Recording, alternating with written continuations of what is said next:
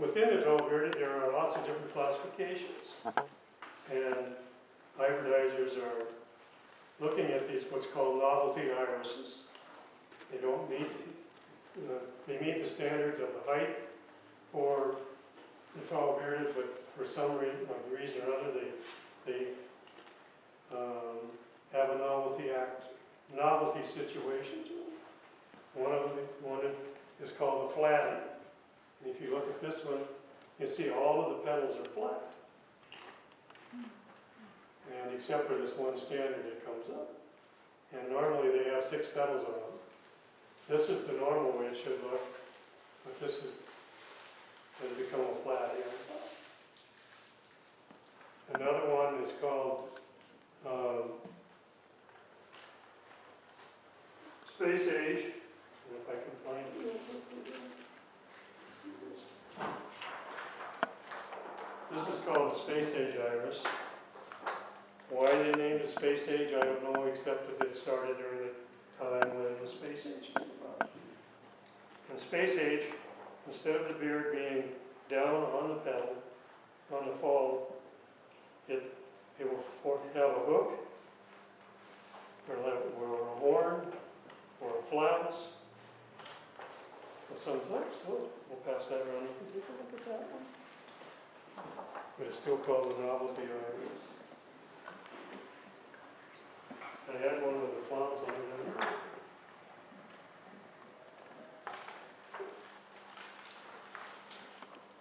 That basically covers what the bearded irises do. The next one is becoming very popular is the Siberian iris. These irises come from the regions of Siberia, Manchuria, China, Korea, northern Japan, and they're there because they require very cold temperatures in order to do their growth. And but they've been adaptable to Montana areas and the Pacific Northwest and up in parts of Canada and Michigan, northern parts of Minnesota, the New England states, down as far as into central New York. They flourish very well. As they become more adaptable to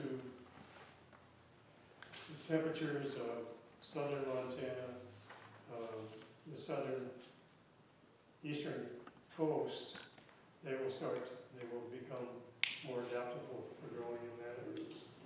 There are several of them that are hybridizing out on the west coast that are getting them into Oregon to get nice Siberian spread.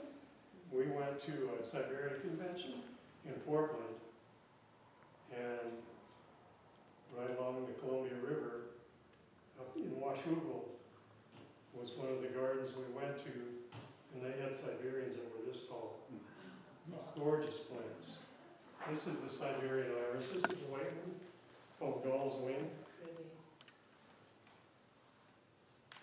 Pass that around the lotion, hang on to the base. Even though they get so tall, do they still look? Even though they get so tall, they still look that. Yeah. They'll usually have 3 to 5 blooms on them.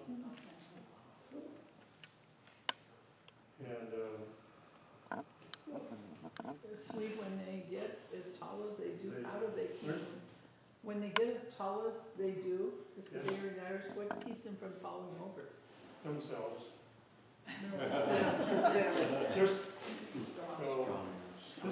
This is a sample of the foliage of the Siberian, and they're usually packed so tight in here that when the stalk comes up, the foliage itself supports itself. And only once, all the time I've grown Siberians, and I have 40 of them, have I seen an iris fall over, and it's usually an outside one that the wind has got a hold of, or the water got so much water on the bloom that it just tipped over. Swede, are these blooms about this size all the time, or are they bigger blooms on some? So they come from blooms this big to blooms this big. So, but they're generally shaped with the flat falls and the flat standards. We'll pass this around.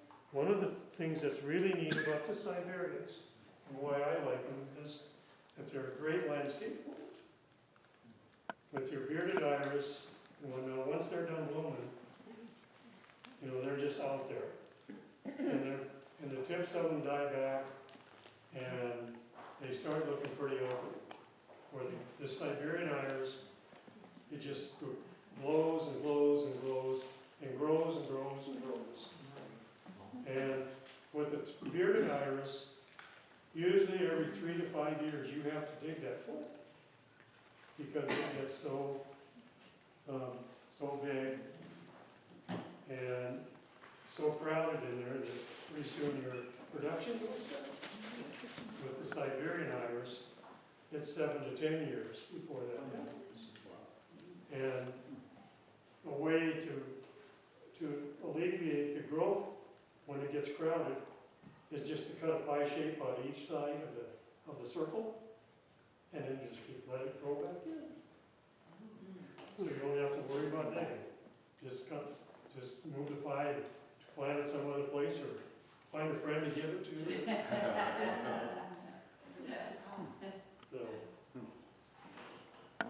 Do these have a rhizome? Pardon? A rhizome? I don't. Yes, they do. I They have didn't- a very different rhizome. The rhizome is fibrous compared to what The other the normal rhizome on a tall bearded. Because I couldn't feel a hard one in there, and that's why Yeah, I wondered. if you feel it, they're kind of where Greg's right hand is. The wrist? They're right there. That's Uh-huh. the right. One of the other irises that people in Missoula are getting involved with is called the Louisiana. And I picked this last night, but it went down overnight. Guess where Louisiana's came from?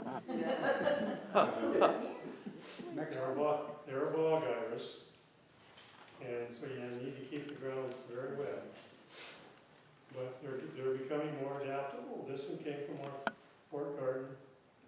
And we've got it planted in an area where it gets water not only from the garden that it's in, but from the spray off the lawn garden. So it gets pretty nice and wet.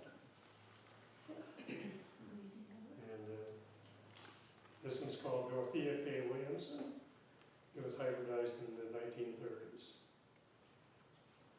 And you'll see, if you go to Costco once in a while, when they have their bulb sales and whatnot, you'll see a package with 3 to 5 Louisiana iris in it. And I bought one, and I got 2 Louisianas and 3 species iris. And two of the 3 species iris didn't make it. So. How tall do these get, Swede? That one, well, that's about the maximum height. There's another one out there that's yellow, and it'll get about 24 inches tall. But one thing about the Louisiana we've discovered is the blooms only last 2 years. Oh, no, So, I would up not and say down very that has to last longer than that. Another iris that's grown in Missoula is becoming very popular. It's called Spuria. And it's a desert iris. And so it does very well in Arizona, Oklahoma, Texas, Southern California, Nevada, maybe the southern part of Oregon, the southern part of Idaho, and the dry areas of Colorado. It's becoming more adaptable to Missoula area, and it takes them a while to get going. They have what's called creeping rhizomes.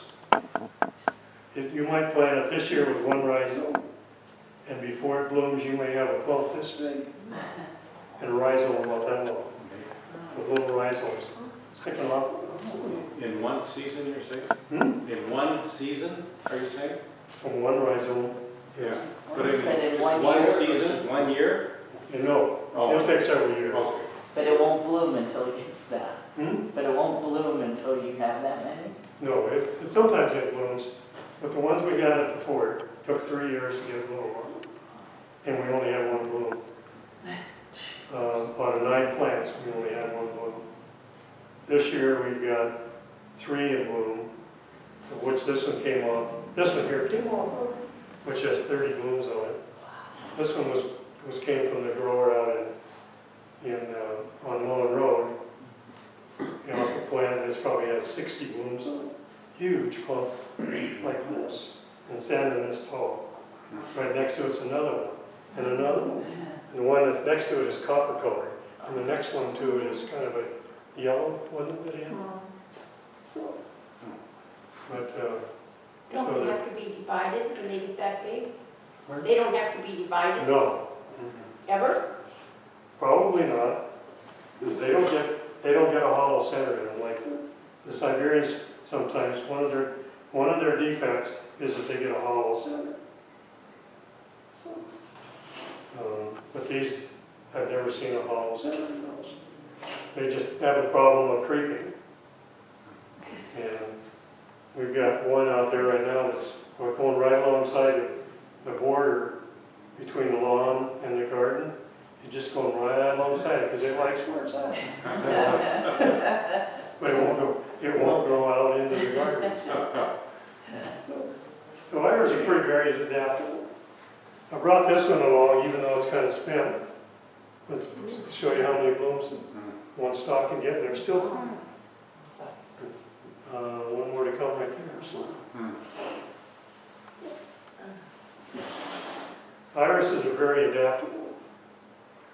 So I remember the first couple of years after we joined the Iris Society, I was coming across the Clay Bridge and there was a garden just this side of the Clay Bridge. The entire yard had a rim of iris about this wide. Down the fence line, across the front, across the back, or the side, across the back, down the fence line, clear around the house and back to the gate. And I said, I gotta have one iris, every one of those. Make sure I get a complete garden. Little did I realize at the time that there were 25,000 different irises that had been registered and introduced. So you can see how big a garden a person would have had. So, and a lot of those iris that are registered back in the 1800s, early 1900s, and the big push for hybridizing did not occur until after 1955, when the blousy type irises started coming on. When you drive around town in the spring, you're going to see a lot of this, and its companion, copper one, and a yellow one, and a white one. They're the most common irises in Missoula. One of the reasons why they're there is they're very, very hardy. The blousy iris the hybridizers have taken the hardiness out of the rhizome. Not so much the plant, but out of the rhizome. And it's very easy for that